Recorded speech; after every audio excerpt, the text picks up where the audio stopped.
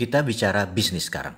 Sahabat kenal dengan istilah pain point. Benar, pain asal kata dari sakit yang di point, yang ditunjuk. Sederhananya arti terjemahan bebasnya, pain point adalah menunjukkan di mana tempat yang sakit. Dan dalam istilah bisnis ada yang namanya pain point. Pasti ada yang saat ini menggeleng-gelengkan kepala yang bisa diartikan belum tahu. Baik, kita lanjutkan. Proyek, bisnis, atau pekerjaan, kalau kita tidak bisa menemukan pain point yang tepat, itulah yang membuat sukses rate-nya rendah alias gagal atau lama. Sekali lagi, keterampilan menemukan pain point adalah kunci sukses. Bisnis bisa kembali modal dalam 5 tahun, bisa kembali dalam 1 tahun, atau bisnis bisa rugi, tidak pernah kembali modal hanya karena salah mengidentifikasikan pain point.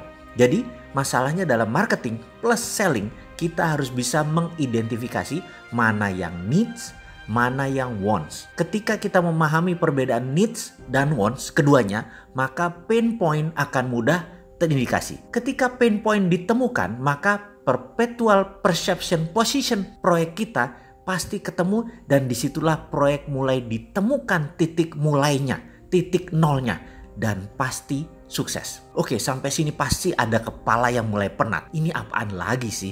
Emang berbisnis itu segini rumit ya?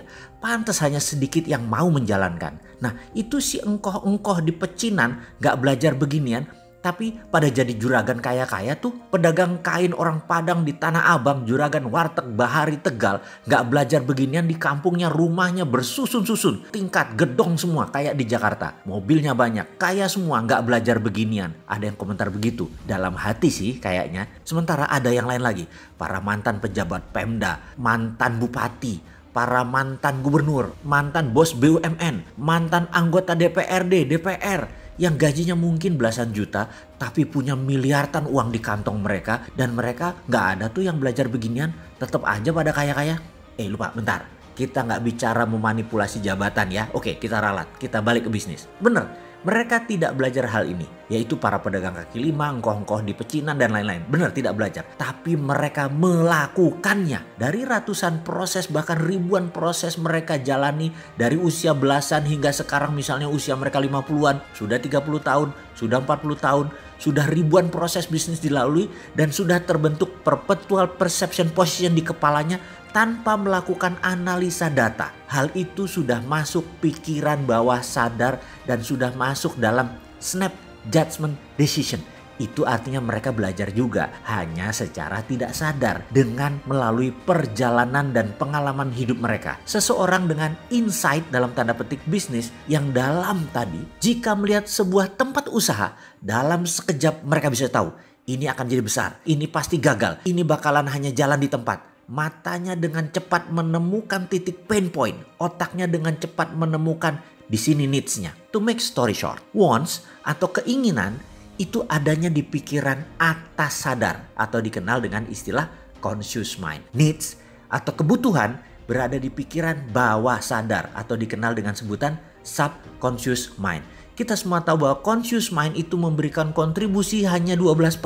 Sementara subconscious mind memberikan 88% kontribusi kepada kehidupan. Namun subconscious punya kelemahan. Mereka tidak punya value, tidak punya perception. Jadi Anda harus mengenal apa itu subconscious, karena disinilah kunci sukses Anda. Maaf, data lengkapnya nonton aja di video Sadar Kaya Advance. Kita lanjut ya. Hubungannya dengan marketing plus selling jadinya apa? Keputusan membeli. Sekali lagi, ini huruf kapital nih. Keputusan wants, keinginan, bukan keputusan needs, kebutuhan. Begini contohnya needs, seseorang akan kebutuhannya dengan transportasi. Wants-nya ingin naik Mercy. Sekali lagi, needs tidak bisa diubah, wants bisa diubah. Jadi kebutuhannya akan transportasi tidak bisa diubah, tapi keinginannya naik Mercy bisa kita ubah. Gitu ya, harus diingat ya. Subconscious sulit diubah, conscious ikut angin. Selling itu conscious mind, marketing itu subconscious mind. Nah, mulai pening kan sekarang? Baik, sampai di sini pasti mulai nyambung dengan apa yang saya maksud di awal diskusi ini, yaitu pentingnya menemukan pain point, pentingnya mengidentifikasikan needs dan wants, di mana hasil akhirnya adalah membuat software perpetual perception position,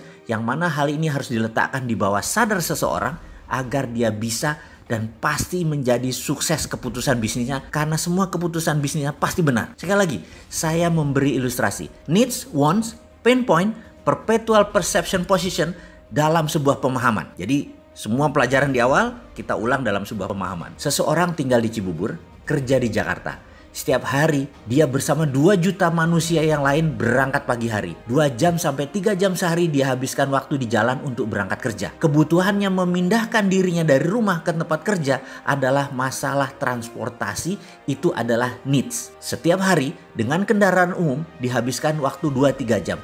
Maka memiliki kendaraan yang nyaman adalah wants-nya. Needs tidak bisa diubah meskipun dia pindah tempat kerja lainnya yang dekat dengan rumah. Dia tetap perlu transportasi dengan pilihan jalan kaki sekalipun. Wants-nya tetap saja ingin mobil Mercy. Pain point-nya di mana? Banyak sisi melihatnya.